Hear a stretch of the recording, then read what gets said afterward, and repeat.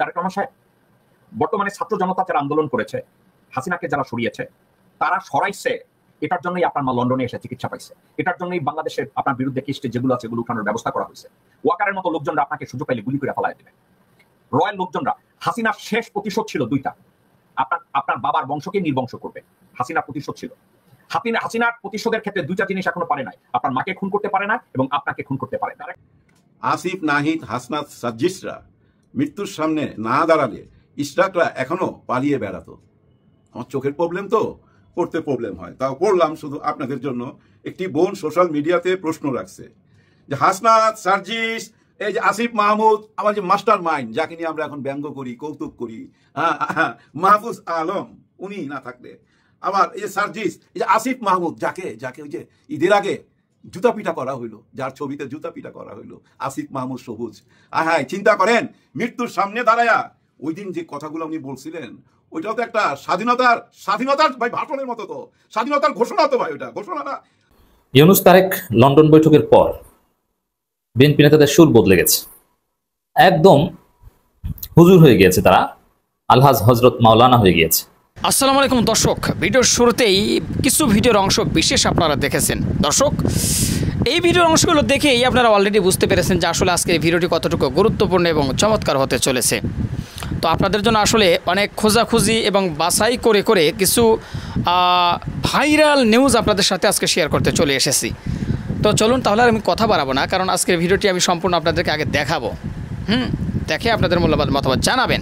তো চলুন কথা না বাড়াই, একটা লাইক কিন্তু অবশ্যই আপনারা দিবেন। হ্যাঁ, কারণ এত কষ্ট করে আপনাদের জন্য এত ভালো ভালো নিউজ আমরা জোগাড় করে আপনাদের সাথে শেয়ার করি, লাইক কমেন্ট যদি না করেন সেটা কিন্তু মন খারাপ হয়ে যায়। আর চ্যানেলটা নতুন হলে অবশ্যই সাবস্ক্রাইব করে দেবেন। চলুন বকবক না বাড়িয়ে সরাসরি একটা লাইক দিয়ে আমরা সরাসরি মূল নিউজে চলে যাই। ইউনূস তারেক লন্ডন বৈঠকের পর বিএনপি নেতাদের সুর বদলে গেছে, একদম হুজুর হয়ে গিয়েছে, তারা আলহাজ হজরত মাওলানা হয়ে গিয়েছে। নরম কথা, মিজানুর রহমান আজহারের মতো একদম পিওর ভদ্রলোক। যে ইউনূসকে বিএনপি নেতারা 2 দিন আগেও গালি দিয়েছে, তুচ্ছ তাচ্ছিল্য করেছে, ইউনূসকে বলেছে ক্ষমতালোভী, ইউনূসকে বলেছে আমেরিকার দালাল, তিনি দেশ বিক্রি করে দিচ্ছেন, সুদখোর মৌলবাদী, নাটকবাজ, চলে যান, বিকল্প আছে। এখন সেই ইউনূস নাকি ইতিহাসের পাতায় স্বর্ণাক্ষরে লেখা থাকবে।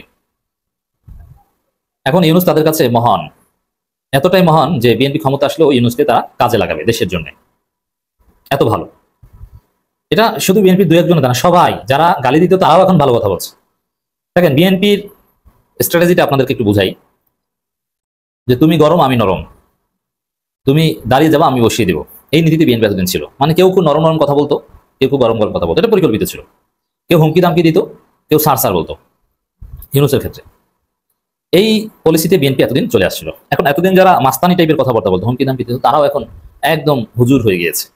যেমন রিজভী এবং শামসুজ্জামান দুদু, এই 2 জনের প্রতি অ্যাসাইনমেন্ট ছিল তারেক রহমানের, যে তোমরা হুমকি ধামকি দিবা, আর রিজভীতে কবিতা আবৃত্তি করতে পারে, তুমি কবিতার সুরে ধমক দিবা, আর দুদু তুমি দুধ মুদ প্রসাব নানান বিষয় নিয়ে থুতু খুব গরম কথাবার্তা বলবা, ইউনূসকেও গালাগালি করবা, চোখ টোক এইরকম বড় করে ফেলবা, যেহেতু তোমার বড় বড় চোখ আছে, মানুষ ভয় পায়, এবং বিশাল সুঠাম দেহের অধিকারী। দুদুর মতো এত বড় শরীরের অধিকারী বিএনপির অন্য কোনো নেতা নেই, এই জন্য তাকে এই ধরনের মাস্তানি কথাবার্তাটা স্পেশালি মানায়। যেমন আপনি দেখবেন যে নারায়ণগঞ্জের জাকির খান বিএনপির, তাকে দেখলেই আলাদা একটা ভয়ের একটা বিষয় চলে আসে, ভীতিকর একটা পরিস্থিতি। ওরকম দুদুকে দেখলে কিন্তু একটা ভীতিকর পরিস্থিতি চলে আসে। এই জন্যই দুদুকে মাস্তানির অ্যাসাইনমেন্ট দেওয়া হয়েছিল। সেই দুদু এখন সেই দুদু নেই, মুতুও নেই, দুদু হয়ে গিয়েছেন আলহাজ হজরত মাওলানা শামসুজ্জামান দুদু। এই দুদুর সুর কতটা বদলে গেছে তার একটা বক্তব্য বিশ্লেষণ করছি। দর্শক, শেখ হাসিনার অবৈধ নির্বাচনকে আমাদের পার্শ্ববর্তী রাষ্ট্র বৈধতা দিয়েছে। সেই পার্শ্ববর্তী রাষ্ট্র মুখোশধারী গণতন্ত্রের দাবিদার, এতদিন ভারতের দালালি করে এখন ভারতের বিরোধিতা করছে। আমি বলেছিলাম, আপনাদের নিঃসন্দেহে মনে আছে, যে নির্বাচন আসলে দেখবেন যে বিএনপির ভারত বিরোধিতা বেড়ে গেছে, অথচ বিএনপি ভারতের কোলে উঠে বসে আছে, এটা একদম চোখের সামনে। রয়ের প্রেসক্রিপশন, ভারতের ন্যারেটিভ ছাড়া বিএনপি নেতাদের বক্তব্যই হয় না, একদম স্পষ্ট। আর সেই বিএনপি নেতা এখন ভারত বিরোধিতা করছে, এটা নাটক, এটা জনগণকে জাস্ট দেখানো। কিন্তু বাস্তবে বিএনপি ন্যারেটিভ, বক্তব্য, রাজনীতি ধরনের এগুলো সব ইন্ডিয়ান স্টাইল। সেই দেশ বাংলাদেশ গণতন্ত্রের জন্য সবচেয়ে বিপজ্জনক শক্তি, সেই দেশ সম্পর্কে আমাদের সতর্ক থাকতে হবে। অথচ এদের ন্যারেটিভগুলো জিয়াউর রহমান, খালেদা জিয়াকে লাথি দিয়ে ভারতের ন্যারেটিভ গ্রহণ করেছে। যেমন এই মুক্তিযুদ্ধ বিষয়ে বা ইসলামপন্থীদের বিষয়ে যে শব্দ, একদম ভারতের। এবং এই যে বাঙালি জাতীয়তাবাদ, মৌলবাদী বলা, অসাম্প্রদায়িক বাংলাদেশ গড়বে বলা, এগুলো কখনো বিএনপি ডিসকোর্সে ছিল না, এগুলো ইন্ডিয়ান সব। এগুলো বিএনপি গ্রহণ করেছে, আর এখন যদি ভারতের বিরুদ্ধে বলে তাহলে বোঝা স্পষ্ট যে এগুলো হচ্ছে লোক দেখানো। যাই হোক, এখন দুদুরা ভালো হয়ে গেছে, তারা ভেবেছে যে ইউনূস তাদের ক্ষমতায় দিয়ে চলে যাবে, অতএব এখন ইউনূস ভালো, সব ঠিক আছে। আর ভারত বিরোধিতা থেকে কিছুটা বের হয়ে আসতে হবে, এটা ইউনূসের সাথে সমঝোতার একটা টার্মস আমরা জানি, মানে ভারতের পক্ষ নেওয়া থেকে কিছুটা বের হয়ে আসতে হবে। লন্ডনে প্রধান উপদেষ্টা অধ্যাপক ডক্টর মোহাম্মদ ইউনূস ও বিএনপি ভারপ্রাপ্ত চেয়ারম্যান তারেক রহমানের বৈঠকটি বাংলাদেশের গণতন্ত্রের অগ্রযাত্রাকে এক উচ্চ মাত্রায় নিয়ে গেছে বলে মন্তব্য করেছেন দলটির ভাইস চেয়ারম্যান শামসুজ্জামান দুদু। মানে ইউনূস এখন ভালো, উচ্চ মাত্রায় নিয়ে গেছে, ইউনূসের বিরুদ্ধে এখন কোনো আপত্তি নেই। তিনি বলছেন, লন্ডনের এই বৈঠক বাংলাদেশের জনগণের প্রত্যাশা ছিল এবং এই বৈঠক স্বর্ণাক্ষরে লেখা থাকবে, ইতিহাসের পাতায় এখন স্বর্ণাক্ষরে লেখা থাকবে। মানে ইউনূস এখন ইতিহাসের একটা অংশ, ভালো। মানে এই যে কনসেপ্ট দুদুর, এর মধ্যে সামগ্রিক কোনো চিন্তা ভাবনা বা জাতীয় ঐক্য বা এই ধরনের কোনো বিষয় আছে? নেই। এর মানে তাদের মধ্যে একটা স্বৈরতান্ত্রিক মানসিকতা এখানেই ফুটে ওঠে যে লন্ডন বৈঠকেই ইতিহাসের পাতায় লেখা থাকবে, আর বাংলাদেশে যে সর্বদলীয় বৈঠক হয় ওটা লেখা থাকবে না। সর্বদলীয় বৈঠকে কোনো একটা বিষয় আপনারা সব দল, ইউনূস সহ সবাই মিলে একমত হয়ে তারপরে বলেন যে ইতিহাসের পাতায় লেখা থাকবে, পারবেন? পেরেছেন? না।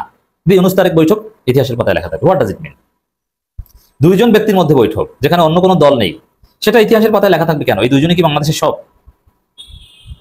এটা কোনো কথা না। এটার মধ্যে ফেসিবাদী মানসিকতা লুকাইতে আছে, মানে নিজেদেরকেই অল ইন অল মনে করে। আর বিএনপিতে এমনি পরিবারতন্ত্রে জাটাকালে পিষ্ট, তাদের মধ্যে কোনো গণতন্ত্র নেই। এই জন্য দেশেও তারা গণতন্ত্র চায় না। দেশে গণতন্ত্র সবাইকে নিয়ে চলা, এগুলো থাকলে তাহলে সর্বদলীয় বৈঠকে সিদ্ধান্ত নিয়ে তারপরে বলতো যে ইতিহাসের পাতায় এই বৈঠক স্বর্ণাক্ষরে লেখা থাকবে, এটা তো পারেনি। কিন্তু ইউনূসের প্রতি এখন খুব সফট, যে ইউনূস ভালো। দুদু বলেন, দেশে গণতন্ত্র প্রতিষ্ঠা হলে গত জুলাই আগস্টের গণঅভ্যুত্থানের পূর্ণতা পাবে। এবং আরেকটা সুর বদলে গেছে, যে জুলাই আগস্ট শহীদদের চেতনা, এগুলো কিন্তু বিএনপি এতদিন বলতো না, বরং এটাকে তুচ্ছতাচ্ছিল্য করতো। এরকম গণঅভ্যুত্থান অনেক হয়েছে, এই দুদু বলেছিলেন। এখন আমাদের জুলাই আগস্টও একটু ধারণ করা শুরু করেছে, ইউনূসকে ভালো বলা শুরু করেছে আলহাজ হযরত মাওলানা দুদু। গণতন্ত্র প্রতিষ্ঠার অন্যতম লক্ষ্য একটি নির্বাচিত সরকার জনগণের ভোটাধিকার ফিরিয়ে দেওয়া। গত 15 বছর দেশের জনগণ তাদের পছন্দের প্রার্থী পছন্দের প্রতি ভোট দিতে পারেনি, তো এই জন্য এখন তার বন্দোবস্ত হচ্ছে। শামসুজ্জামান দুদু বলেন, গণঅভ্যুত্থান বাংলাদেশের একটি শুভ সূচনা, কিন্তু গণতন্ত্র প্রতিষ্ঠায় নির্বাচন অত্যন্ত গুরুত্বপূর্ণ। বাংলাদেশের যে সমস্ত গণতান্ত্রিক দল আন্দোলন সংগ্রাম করেছে, প্রতিটি দলের নির্বাচন চায়, কেউ আগে চায় কেউ পরে চায়। কিন্তু তারেক রহমান সাহেব, বর্তমানে ছাত্র জনতা যারা আন্দোলন করেছে, হাসিনাকে যারা সরিয়েছে, তারা সরাইছে, এটার জন্যই আপনার মা লন্ডনে এসে চিকিৎসা পাইছে, এটার জন্যই বাংলাদেশের আপনার বিরুদ্ধে কেসটি যেগুলো আছে এগুলো উঠানোর ব্যবস্থা করা হয়েছে। ওয়াকারের মতো লোকজনরা আপনাকে সুযোগ পাইলে গুলি করে ফেলায় দিলেন। রয়্যাল লোকজনরা, হাসিনার শেষ প্রতিশোধ ছিল দুইটা, আপনার বাবার বংশকে নির্বংশ করবে, হাসিনার প্রতিশোধ ছিল। হাসিনার প্রতিশোধের ক্ষেত্রে দুইটা জিনিস এখনো পারে নাই, আপনার মাকে খুন করতে পারে না এবং আপনাকে খুন করতে পারে। তারেক রহমান সাহেব, লন্ডনে আপনি ডক্টর মোহাম্মদ ইউনূসের সাথে দেখা করেন, এটা আপনার দলের লোকজনরা চায় না। কারা স্পেশালি কারা চায় না? ভারতের বেবাজ্জা পেশা কতগুলো নেতা আছে আপনার দলে, ঠিক আছে? আপনি কি জানেন যে মুহূর্তে ডক্টর ইউনূস লন্ডনে গেছে, দেখেন আপনার বিএনপির এক ভারতীয় পোষ্য কি বলেছে, দেখেন। সে বলছে, গয়েশ্বর রায় বলছে, এই নির্বাচন ডিসেম্বরের মধ্যেই সে নির্বাচন চায়, নির্বাচন ডিসেম্বরে, নির্বাচনের দাবিতে আন্দোলন চলবে। কে বলছে? গয়েশ্বর। এবার তারেক রহমান সাহেব, গয়েশ্বর রায়ের ছবির ডান দিকে তাকান, তার মেয়ে রয় রাধেশ অগ্নিহোত্রীর সাথে বসে দলিল সাইন করতেছে। এই গয়েশ্বরের মেয়ে আর গয়েশ্বরের মেয়ের জামাই তারেক রহমান সাহেব। এই গয়েশ্বর কখন এই কথাটা বলেছে?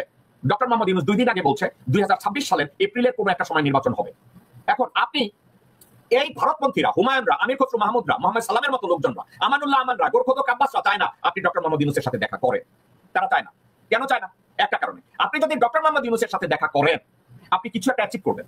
আপনার যদি আলটিমেট কোনো টার্গেট থাকে, রাষ্ট্র পরিচালনায়, কর্পোরেশন পরিচালনায়, বাজেটের ক্ষেত্রে, বাজেট গ্যাপ কম্বাইন করার ক্ষেত্রে, এমপ্লয়মেন্ট তৈরির ক্ষেত্রে, আপনি ডক্টর মোহাম্মদ ইউনূসের কাছ থেকে একটা ডিরেকশন পাবেন। আপনি যদি ডক্টর মোহাম্মদ ইউনূসের কাছ থেকে ওপেন মাইন্ড নিয়ে আপনি শেখার চেষ্টা করেন, আপনি অনেক কিছু শিখতে পারবেন। কিন্তু ভারতপন্থীরা চায় না আপনি ডক্টর মোহাম্মদ ইউনূসের সাথে দেখা করেন। আপনি যদি ডক্টর মোহাম্মদ ইউনূসের সাথে দেখা করেন, you may have a different idea, you may have a different idea.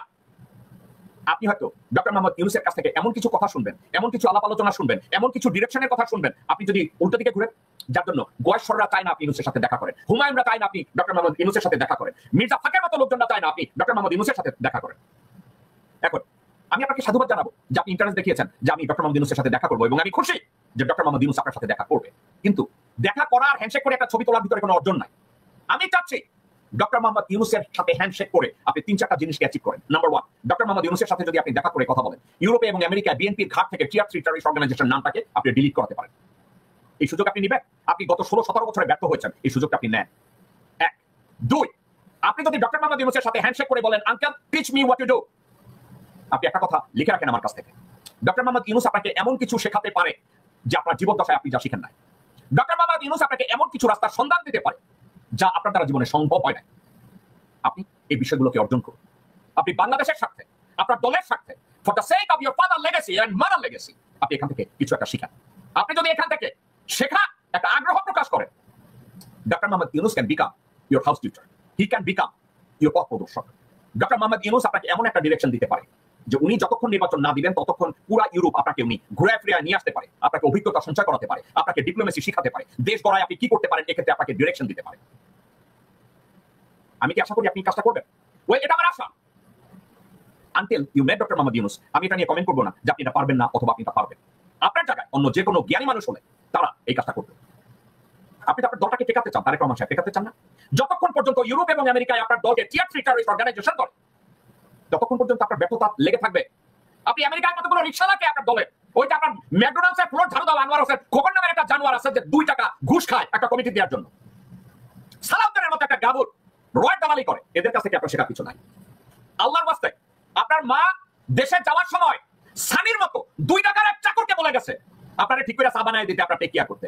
এটা মায়ের আদর। কিন্তু আমি আপনাকে তাই পরামর্শ দিচ্ছি, এটা হচ্ছে আপনার বাবার লেগেছি। আপনার বাবা যাই পরামর্শ আপনাকে এখন মনে মনে কবরে থেকে দোয়া করে, আমি এটা আপনাকে মনে করাই দিতেছি। আপনাকে মনে করাই দেই, ডক্টর মোহাম্মদ ইউনূসকে যদি আপনি ওপেন মাইন্ড নিয়ে তার সামনে শেখার আগ্রহ প্রকাশ করেন, you will become the winner, you will become the champion of Bangladesh. আপনি শুধু ডক্টর মোহাম্মদ ইউনূসকে হাত ধরে বলে ফেলেন যে আঙ্কেল আই এম হিয়ার, আমি আপনার প্রত্যেকটা কাজে সহযোগিতা করব, আমি তারেক রহমান করব। আপনি শুধু এটা করেন।